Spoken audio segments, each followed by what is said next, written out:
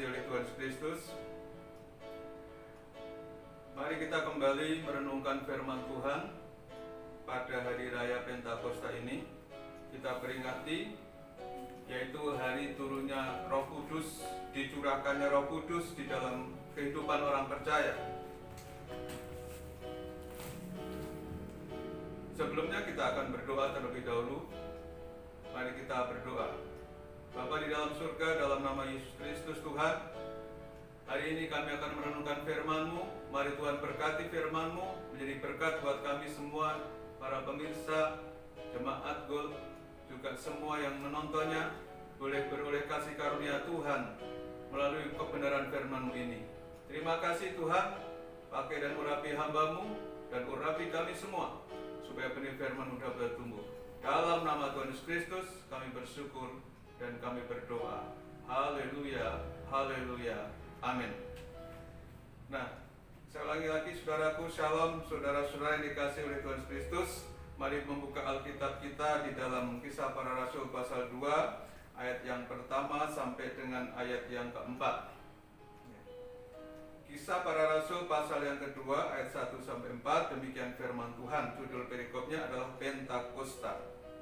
Ketika tiba hari Pentakosta, semua orang percaya berkumpul di satu tempat. Tiba-tiba turunlah dari langit suatu bunyi seperti tiupan angin keras yang memenuhi seluruh rumah di mana mereka duduk. Dan tampaklah kepada mereka lidah-lidah seperti nyala api, maka penuhlah mereka dengan Roh Kudus, lalu mereka mulai berkata-kata dalam bahasa-bahasa lain seperti yang diberikan oleh Roh Kudus itu kepada mereka untuk mengatakannya. Nah, saudara-saudara yang dikasihi oleh Tuhan Kristus, hari Pentakosta atau Pentakosta adalah hari ke-50 sejak Tuhan Yesus Kristus bangkit dari maut. Ya, jadi Paskah hari Jumat, hari Minggu bangkit. Ya, hari raya Paskah itu diperingati oleh kematian Tuhan Yesus Kristus di kayu salib Jumat Agung. Lalu hari Minggu itu hari kebangkitan. Dalam perjanjian lama itu hari raya buah sulung atau hari raya bolu hasil. Ya.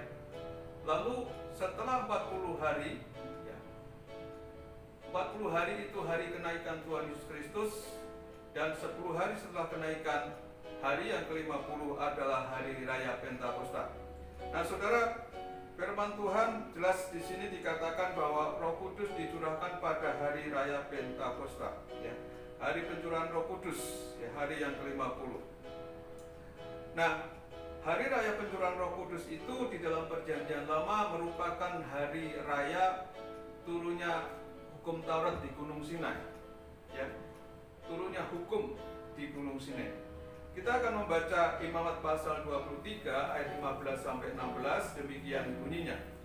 Kemudian kamu harus menghitung mulai dari hari sesudah Sabat itu, yaitu Sabat itu hari Minggu pada waktu, ya, Tuhan Yesus bangkit, ya, yaitu waktu kamu membawa berkas persembahan unjukan harus ada genap 7 minggu, ya. Sampai pada hari sesudah Sabat yang ke-7 kamu harus hitung 50 hari. Lalu kamu harus mempersembahkan korban sajian yang baru kepada Tuhan. Saudara, hari Pentakosta adalah peringatnya turunnya hukum Taurat di Sinai, tetapi dalam perjanjian baru, hari raya Pentakosta adalah hari raya turunnya hukum, ya, kasih karunia, hukum Injil kasih karunia. Ya, hukum Taurat diberitakan khusus untuk bangsa Israel, ya, khusus untuk bangsa Israel. Tetapi hukum Injil kasih karunia yang diberitakan dan diperuntukkan untuk seluruh bangsa dari segala suku bangsa, ya, dan bahasa di seluruh bumi. Nah, saudara yang dikasihi oleh Tuhan Kristus, ya, mengenai janji firman Tuhan kepada kita bahwa pada hari turunnya Roh Kudus semua orang percaya harus dipenuhi oleh Roh Kudus. Nah, kemarin pada waktu hari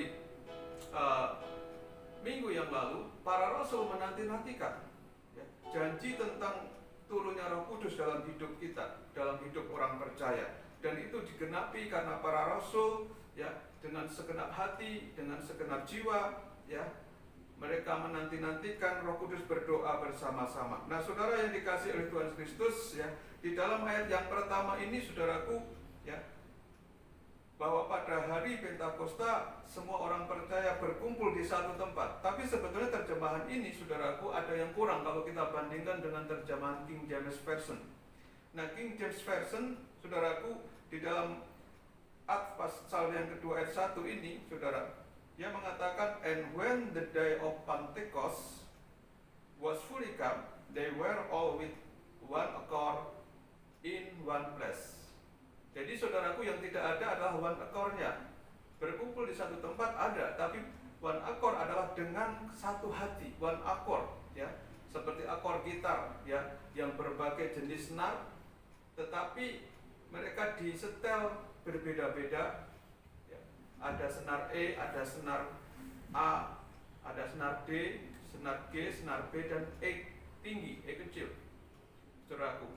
Nah, ketika mereka disetel sedemikian rupa, maka ketika mereka, ya, kita memencet sebuah gitar dengan kunci-kunci atau akor-akor yang ada, menghasilkan suara yang merdu. Demikian, saudaraku, kalau kita bersama-sama, ya, berkumpul dengan sehati, maka itu akan menghasilkan simfoni atau nada yang merdu untuk hormat dan kemuliaan Tuhan. Berkumpul dengan sehati di satu tempat, ya, penting. Kemarin kita sudah bahas berkumpul dengan satu hati, satu tujuan, ya, sehati menantikan Roh Kudus, ya. Saudara yang dikasihi oleh Tuhan Yesus Kristus, tidak bisa dipungkiri di dalam jemaat atau di dalam perkumpulan, ya, ada kepentingan masing-masing, ada kebutuhan masing-masing, ada permasalahan hidup masing-masing. Tetapi saudara yang dikasihi oleh Tuhan Kristus, kalau kita punya visi yang sama, agar semua umat Tuhan menerima lawatan, menerima jamahan Tuhan, maka kita harus satukan hati, walaupun kita berbeda-beda. Ya, mungkin saja seperti kita saat ini tidak bisa berkumpul bersama, kita ada di rumah masing-masing. Tetapi kalau kita sehati, kita merindukan Tuhan, lawatan Tuhan turun atas hidup kita, maka kita akan mengalami yang namanya jamahan dan lawatan Tuhan, yang tentunya akan membuat perubahan dalam hidup kita, mengubah hati kita. Saudara yang dikasihi oleh Tuhan Kristus, karena ketika Roh Kudus turun, maka semua paradigma pemikiran kita akan berubah, saudaraku. Nah, pertobatan itu adalah mujizat yang terbesar, ya. Mengapa? Karena berubah dalam pikiran kita, ya, berubah pikiran kita. Saudara, ada banyak orang yang bertobat dalam perbuatan, tetapi dalam pikiran belum. Nah, pikiran itu yang akan membawa kita menjadi titik tolak untuk kita menyenangkan Tuhan. Kalau pikiran kita diubahkan, maka segala tindakan kita pun akan berubah. Nah, saudara, ketika mereka berkumpul, mereka sedang berdoa, tiba-tiba terdengar suara tiupan angin keras. Saudara, jadi seperti tiupan angin keras, sehingga satu kota itu merasakan, kota di Yerusalem itu. Mereka menanti-nantikan dia di Yerusalem, di suatu tempat, di rumah yang ada lotengnya. Kita tidak tahu itu rumah siapa, tetapi ditulis, ya, mereka berdoa dengan sehati, dan ketika ada angin yang keras berkumpul itu hanya melawat satu rumah itu, di mana murid-murid berdoa. Ada banyak rumah-rumah di Yerusalem, tetapi hanya satu rumah di mana mereka berkumpul dengan sehati menantikan Tuhan. Di situ angin itu berputar, saudara kasih, sehingga setiap para pengunjung kota yang orang-orang Yahudi dari perantauan pada pulang ke situ untuk merayakan hari Pentakosta, lalu ada orang-orang yang dari suku lain, dari bangsa lain, tetapi sudah percaya kepada bangsa agama Yahudi, yaitu kaum proselit, pada kumpul di situ, ya. Jadi dikatakan, saudara yang dikasihi oleh Tuhan Kristus, dalam ayat tadi dikatakan apa, saudaraku? Ya, bahwa mereka berkumpul di situ, ya, untuk merayakan hari Pentakosta. Ayat yang kelima dikatakan, waktu itu Yerusalem diam orang-orang Yahudi yang saleh dari segala bangsa di bawah kolong langit. Jadi saudaraku, semua bangsa pada waktu itu ada di Yerusalem, karena di Yerusalem ada bait suci, ada perayaan-perayaan hari raya, termasuk hari Pentakosta itu. Dan ketika mereka mendengar bunyi guruh, ya, bunyi tiupan angin keras itu, saudaraku, ya, keras sekali, ya, bukan seperti kipas angin, bukan seperti kompresor, tetapi begitu keras, ya, suara itu, sampai mereka akhirnya melihat apa yang terjadi di rumah itu. Nah saudara, kita bisa belajar dari sini. Ada banyak rumah-rumah di Yerusalem, bahkan ada bait suci di Yerusalem pada waktu itu. Bait suci belum dihancurkan, tetapi hanya rumah di mana orang berkumpul dengan sehati berdoa, itu yang akan dilawat Tuhan. Itu pelajaran buat kita. Ada banyak rumah-rumah, ada banyak keluarga, tetapi hanya keluarga atau rumah-rumah di dalam ada pujian penyembahan, ada pengagungan akan Tuhan, ada perkenanan Tuhan karena mereka berdoa dan menanti-nantikan Tuhan. Itu yang akan dilawat oleh Tuhan. Ya, jadi tidak semua rumah dilawat oleh Tuhan. Lalu saudaraku, ketika angin itu ya menaungi seluruh rumah itu, saudara kasih, maka saudara tampaklah seperti lidah-lidah api. Jadi tampaklah seperti, bukan api sesungguhnya api seperti bakar, tapi tampaklah lidah-lidah seperti api, ya, hinggap kepada orang-orang itu, saudara kasih, kepada 12 murid Yesus plus 70 murid Yesus dan semua orang-orang yang melayani, termasuk keluarga daripada Tuhan Yesus Kristus, adik-adik dan saudara ibu daripada Tuhan Yesus Kristus, keluarga sanak saudaranya yang sudah percaya kumpul di situ, jumlahnya 120 orang. Ya, mereka dipenuhi oleh Roh Kudus. Dan api yang besar itu terbagi membelah kepada mereka dan mereka dinaungi seperti lidah-lidah api. Ya, saudara, kita melihat dulu saudaraku bahwa pekerjaan Roh Kudus, ya, Roh Kudus itu seperti api, Roh Kudus itu seperti angin. Kita lihat Yohanes 3 ayat 8. Yohanes 3 ayat 8 katakan, angin bertiup kemana ia mau dan engkau mendengar bunyinya, tetapi engkau tidak tahu dari mana ia datang atau kemana ia pergi. Demikianlah halnya dengan tiap-tiap orang yang lahir dari roh. Saudara, Roh Kudus turun bagaikan lidah-lidah api hingga pada para murid. Mereka berbicara dalam bahasa-bahasa. Semua orang yang hadir di situ, saudaraku, ya, yang datang ke Yerusalem untuk merayakan Pentakosta, mereka bersaksi dengan bahasa-bahasa mereka, saudaraku. Ya, tidak ditulis ada bahasa Jawa atau bahasa Batak atau bahasa Indonesia waktu itu, saudaraku, tetapi semua terwakili. Ada kurang lebih 16 sampai 17 bahasa, saudara, ya. Kalau saudara baca ayat selanjutnya, ada kurang lebih 17 bahasa yang mewakili seluruh kaum di muka bumi ini, saudara. Nah, murid-murid itu mungkin dipenuhi dengan Roh Kudus, dan bukan mungkin, tetapi lalu mereka berbahasa-bahasa. Ada bahasa Arab, bahasa Libya, ya, ada bahasa Yunani, ada bahasa Yahudi sendiri, saudara. Ada bahasa-bahasa orang Kreta, saudara. Ya, mereka berkata-kata bahwa Yesus adalah Tuhan, ya, kemuliaan bagi di tempat yang maha tinggi, sesuai dengan bahasa yang dikenal oleh pengunjung, oleh orang-orang yang berkumpul di Yerusalem itu, sebagai tanda bahwa dicurahkanlah Roh Kudus di tengah-tengah mereka. Saudara, ini dikasih oleh Tuhan Kristus, artinya bahwa Injil kasih karunia Tuhan itu untuk semua orang, untuk segala suku, bangsa, dan bahasa. Nah, kita lihat mengenai api, saudara kasih. Tanda yang diberikan adalah api, agar perkataan Yohanes Pembaptis tentang Kristus, ya, bisa dipenuhi. Yohanes Pembaptis berkata bahwa aku membaptis kamu dengan air, ya, tetapi dia yang akan datang akan membaptis kamu dengan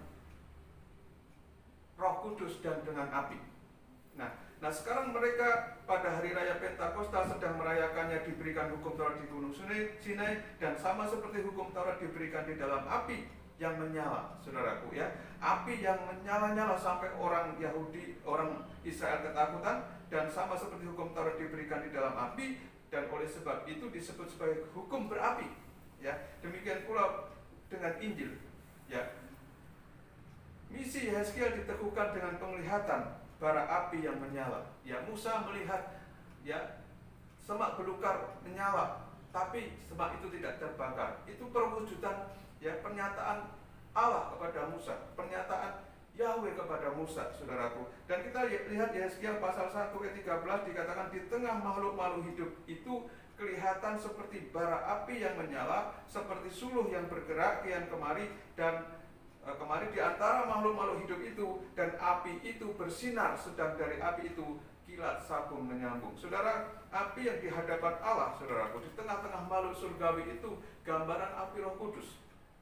Setiap orang yang mau diutus Tuhan, dia harus dibaptis dengan api Roh Kudus. Mengapa, saudaraku? Karena tanpa api Roh Kudus, saudaraku, di tengah-tengah perjalanan pelayanan, orang bisa undur karena kesusahan, orang bisa mundur karena tantangan, bisa putus asa, Tetapi kalau Roh Kudus terus menggerakkan saudara kasih, maka tantangan sebesar apapun, seberat apapun, dia tetap akan rindu melayani pekerjaan Tuhan, rindu menjadi utusan Tuhan, saudaraku. Yehezkiel pasal 6, Yehezkiel pasal 1 ayat 13, ya kita lihat visi Yehezkiel sebagai nabi Tuhan ditentukan, diteguhkan oleh api, sama dengan Musa, saudara kasih. Dan para rasul juga diteguhkan dengan lidah-lidah api dari Roh Kudus yang turun menaungi pada hari raya Pentakosta. Yesaya pasal 6 ayat yang ke-7, di situ Nabi Yesaya juga sama, saudaraku. Dia berkata, Tuhan jangan utus aku seorang yang najis bibir. Ya. Jadi semua orang bersalah karena perkataannya, termasuk saya dan saudara. Ada banyak perkataan kita yang salah, baik kepada Tuhan maupun kepada sesama. Ya. Ada banyak orang yang tidak sadar bahwa sebetulnya semua kita jatuh dalam perkataan yang kotor, perkataan yang salah, saudaraku. Maka ketika Yesaya itu mau diutus Tuhan, dia berkata, Tuhan, aku seorang yang najis bibir. Nah, firman Tuhan dalam Yesaya pasal 6 ayat 7 dikatakan, ia menyentuhkannya kepada mulutku serta berkata, lihat, ini telah menyentuh bibirmu, maka kesalahanmu telah dihapus dan dosamu telah diampuni. Saudara, dengan turunnya api itu, ya, Tuhan menyucikan lidah bibir Yesaya, ya, yang tadinya berdosa, bersalah, diampuni, saudara kasih. Demikian juga dengan turunnya Roh Kudus, saudaraku, maka lidah kita ditaklukkan, saudaraku. Nah, saudara, itu sebabnya, saudaraku, ya, bahwa Roh Kudus menyerupai lidah-lidah api. Ya, kita melihat roh seperti itu meluluhkan hati, memisahkan dan membakar sekam.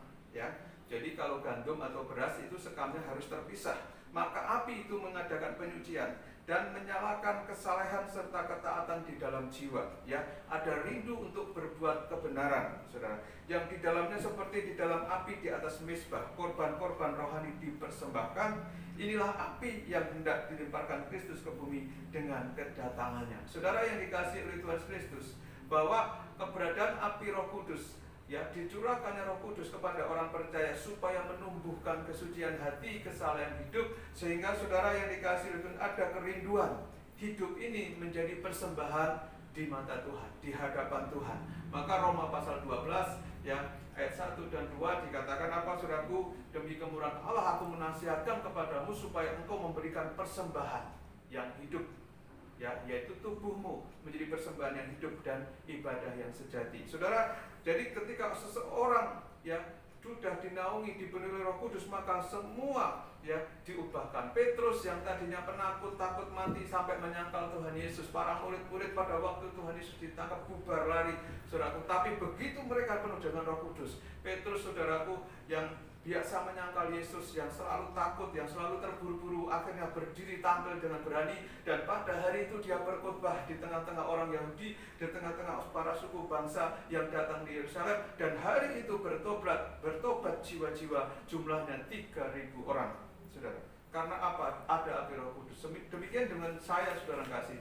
Saya adalah seorang yang dulu menolak Tuhan Yesus Kristus.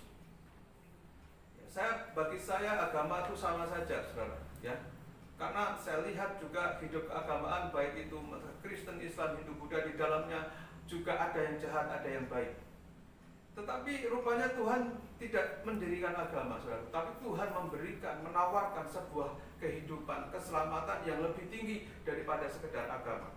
Dan ketika saya merantau di Jakarta, saya belum pernah yang namanya mengalami lawatan Tuhan. Ya. Dan ketika dalam satu ibadah, saudaraku, ya, waktu dalam satu ibadah tiba-tiba saya merasakan getaran seperti sengatan listrik, lalu saya berdoa, saya mengucapkan bahasa roh, saudara. Ya.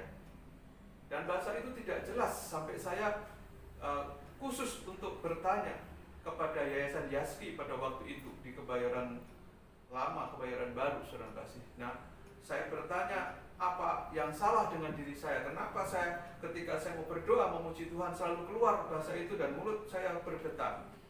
Nah, saya lalu diberikan khusus Alkitab selama 3 bulan khusus untuk Roh Kudus ini, saudara. Ya, saya diibaratkan kalau kita dipenuhi, ya, sama dibaptis oleh Roh Kudus itu berbeda. Ya, dipenuhi artinya seperti gelas dipenuh tumpah keluar, maka kita akan mengalami yang namanya perubahan hidup. Ya, jadi saudaraku yang dikasihi oleh Tuhan Kristus, itu yang saya alami. Dan murid-murid pun sama, saudaraku. yang tadinya penakut, yang tadinya ya tidak bisa berbicara, ketika Roh Kudus turun, mereka menjadi pengkhotbah, menjadi pemberita Injil yang dengan berani, saudara, dengan berani mati. Saudara, roh yang menyala-nyala sangat penting dalam kehidupan kita, apalagi pada akhir zaman ini, saudaraku. Kita melihat, saudara, Kejadian pasal yang ke-11 ayat yang ke-7. Tuhan pernah mengacaukan bahasa manusia karena niat jahat manusia pada waktu peristiwa Menara Babel, saudaraku. Nah, di dalam Kejadian pasal 11 ayat 7 itu Tuhan berkata, baiklah kita turun dan mengacau balokkan di sana bahasa mereka, sehingga mereka tidak mengerti lagi bahasa masing-masing. Nah, saudaraku, pada waktu itu bahasa di dunia hanya satu bangsa dengan satu bahasa. Maka apapun yang mereka lakukan pasti terlaksana karena kesatuan itu. Tapi kita mengambil di sini kesatuan yang bukan untuk kemuliaan Tuhan, maka Tuhan akan kacaukan sehingga bahasa mereka satu dengan yang lain nggak kenal. Ya, yang satu bilang itu ambilkan batu, ya, diambilkan air. Jadi akhirnya jadi kacau. Orang ambilkan kayu, ya diambilnya batu. Ya, karena sudah bahasanya sudah nggak sama, sehingga mereka terserak ke seluruh bumi sesuai dengan visi Tuhan menciptakan manusia beranak cuculah dan penuhilah bumi, bukan menjadi satu dan mencari nama untuk ya nama pribadi manusia. Saudara yang dikasihi oleh Tuhan Kristus, nah pada waktu hari Pentakosta pencurahan Roh Kudus, maka yang ditundukkan dahulu oleh Tuhan adalah lidah. Ya, maka lidah dikuasai oleh Roh, ya berbahasa Roh, ya berbahasa surgawi, artinya menyatakan Tuhan, bersaksi tentang Tuhan, ya berbicara tentang Tuhan dan melakukan kebenaran, ya. Jadi lidahnya ditundukkan untuk menyampaikan firman Tuhan, lidahnya ditundukkan untuk menyaksikan puji-pujian mazmur buat kemuliaan nama Tuhan. Saudara yang dikasihi oleh Tuhan Kristus, kita belajar, saudaraku, pada hari terakhir ini, Roh Kudus sudah dicurahkan, ya, di 2000 tahun lebih yang lalu di loteng Yerusalem, saudaraku. Dan kehidupan orang percaya diubahkan. Dan di akhir zaman ini, saudaraku, akan terjadi lawatan, bukan pencurahan lagi, tapi lawatan Roh Kudus yang akan melawat jiwa-jiwa kalau mereka menanti-nantikan Tuhan, berkumpul bersama, berdoa untuk mencari wajah Tuhan. Kita minta sekali lagi, ya, lawatan Roh Kudus dalam hidup orang percaya, supaya hatimu tidak kering. Karena tanpa Roh Kudus, saudaraku, ya, gereja tidak akan terangkat. Mengapa? Karena gereja terangkat, rapture nanti itu diangkat bersama dengan Roh Kudus ke awan-awan permai, menjadi satu, ya, bersama dengan Tuhan. Karena Tuhan berkata, di mana aku berada, umatku harus berada dan menjadi satu seperti Bapa dan Yesus satu. Saudara yang dikasihi oleh Tuhan Kristus, di akhir zaman ini, ketika kesulitan dan kesukaran terjadi, tantangan bertubi-tubi, sudah banyak orang yang apatis, ya, sudah banyak orang mengira bahwa tentang penuh Roh Kudus, baptisan Roh Kudus, karunia-karunia Roh Kudus itu sudah menjadi sejarah masa lalu. Ya, sekarang tidak penting lagi, yang penting bagaimana kita hidup, cari duit, bisa cukup hidup, sudah bersyukur. Saudara, iblis memang ingin menciptakan dan menjauhkan pemikiran-pemikiran orang percaya supaya tidak dekat dengan Tuhan, supaya tidak mengandalkan Tuhan, supaya tidak mencari Tuhan, supaya tidak menganggap penting bahwa penuh Roh Kudus atau penyertaan Roh itu, saudaraku, penting bagi orang percaya. Sehingga banyak orang apatis, sudah tidak berharapan, tidak menganggap itu sebagai hal yang penting, sehingga mereka tidak lagi mengandalkan Roh Kudus dalam kehidupan orang percaya. Saudara yang dikasihi oleh Tuhan Kristus, ya, peta zaman membagi 3 bagian zaman. Zaman ketika Adam diciptakan sampai kepada Abraham itu zaman Bapa, zaman penciptaan. Zaman penebusan dimulai dari Ishak sampai Tuhan Yesus Kristus, ya, itu zaman penebusan, yaitu gambaran anak yang menebus dosa. Lalu setelah Tuhan Yesus naik ke surga, dicurahkannya Roh Kudus, di situ gereja lahir. Itu zaman gereja, zaman kasih karunia Tuhan. Dan kasih karunia Tuhan tidak berlaku kekal, saudara kasih, tapi ada batasnya. Ada batasnya. Pada suatu kali orang-orang percaya akan diangkat oleh Tuhan, dan Roh Kudus di dalam diri orang percaya itu yang menjadi patokannya. Kalau orang percaya ada Roh Kudus, maka dia ikut terangkat. Kalau tidak, dia tidak akan terangkat. Jadi penting sekali kita minta lawatan Tuhan supaya Roh Kudus dicurahkan, supaya kita tetap mengandalkan Roh Kudus. Dengan cara apa? Hidup selalu dalam persekutuan dengan Bapa surgawi. Ya, rindukan tiap hari, tiap saat, apapun pergumulanmu, jangan lupa penyertaan Roh Kudus dalam hidup kita. Karena Roh Kudus itu memimpin kita kepada seluruh kebenaran. Ya, menginsafkan kita akan dosa dan penghakiman akhir zaman. Sehingga saudaraku, kalau orang sudah nggak merasa bersalah ketika dia berdosa, maka dia sudah nggak ada Roh Kudus dalam hidupnya, tidak mungkin diperbaharui lagi, hatinya keras dan membantu. Nah, puji Tuhan saudaraku yang dikasihi oleh Tuhan Kristus, biarlah firman Tuhan ini menguatkan kita saudaraku, bahwa kita orang percaya harus bersyukur karena Roh Kudus diberikan. Dan Roh Kudus itu saudaraku adalah pribadi Tuhan sendiri. Roh Allah, Roh Kristus sendiri, saudara yang kasih, yang menyertai kita sampai kesudahan zaman. Saudara, mari kita minta bimbingan Tuhan. Selalu rindukan Roh Kudus selalu. Ya, di hari Pentakosta, perayaan pencurahan Roh Kudus bukan hanya sekedar perayaan, tapi biarlah hati kita selalu penuh dan rindu dan haus akan Roh Kudus menaungi kehidupan kita. Kiranya Tuhan Yesus Kristus memberkati firman Tuhan yang kita dengar dan renungkan bersama, sehingga apapun yang terjadi saudaraku, ya, Roh Kudus adalah metre di akhir zaman, metre keselamatan saudaraku. Ya, Efesus pasal 1 ayat 13-14, Roh Kudus orang percaya diselamatkan dan dimetrekan oleh Roh Kudus. Jadi kalau ada Roh Kudus, kita menjadi anak-anak Allah dan kita dijamin, ya, suatu jaminan untuk menerima keselamatan yang seutuhnya nanti bersama-sama Kristus di surga. Mari kita berdoa bersama-sama menutup firman Tuhan pada hari ini. Bapa surgawi, dalam nama Tuhan Yesus Kristus kami bersyukur Bapa. Oh haleluya, haleluya, haleluya. Kira masyakata karamaka syekera namanya. Kira maka syakata karamaya. Baiklah Tuhan, kami merindukan lawatan Roh-Mu atas umat-Mu, atas jemaat-Mu.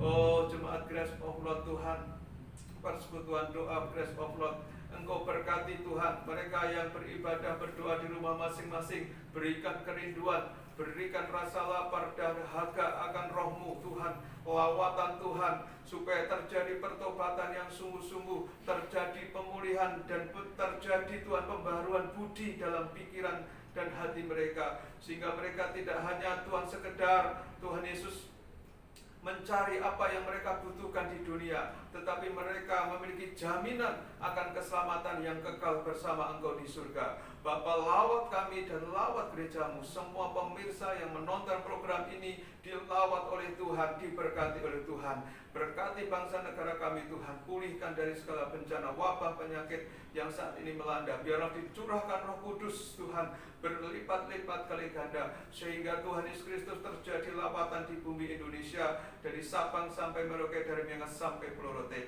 Biarlah lawatan Tuhan terjadi, penuaian jiwa-jiwa terjadi di negeri ini. Terima kasih Tuhan Yesus Kristus buat firman-Mu, hamba-Mu yang sudah berhenti berbicara. Biarlah Roh Kudus-Mu menyertai kami sampai kesudahan zaman. Terpuji-puji nama-Mu Bapa, di dalam nama Tuhan Yesus Kristus.